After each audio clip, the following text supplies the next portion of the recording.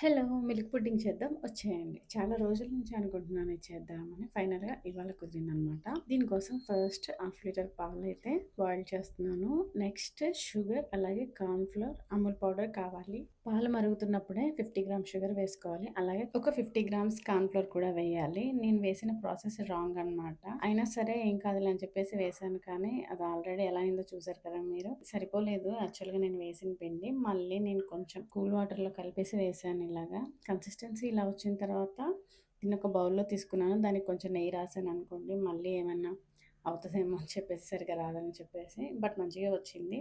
దాన్ని ఒక 2 hours deep ఫ్రిడ్జ్‌లో పెట్టిన తర్వాత ఇలా ఉంటది. దీన్ని పీసెస్‌లా కట్ చేసుకొని చక్కగా ఈ అమూల్ పౌడర్ ఉంది కదా! దీంట్లో ఇలా డిప్ చేసుకోవాలి మంచిగా. అప్పటికి టేస్ట్ ఎలా ఉంటదో తెలీదు కానీ చూస్తే అయితే చాలా అనిపిచ్చాయి. మెత్త మెత్తగా స్పాంజ్‌లా ఉన్నాయి. తింటే ఎలా ఉంటాయో అని చెప్పేసి ఇంక తింటే స్టార్ట్ చేశాను. కంప్లీట్‌గా మిల్క్‌తో చేశాను కాబట్టి టేస్ట్ కంపల్సరీగా బావుంటది. నాకైతే దీని టేస్ట్ ఏదో డిఫరెంట్ హల్వాలా అనిపిచ్చింది. ఎప్పుడైనా ఏమైనా తినాలి అనిపించినప్పుడు ఇన్‌స్టంట్‌గా దీన్ని చేసుకుంటే బావుంటుంది. టేస్ట్ ఎక్స్‌పీరియన్స్ చేయాలంటే మీరు కూడా ట్రై చేయండి.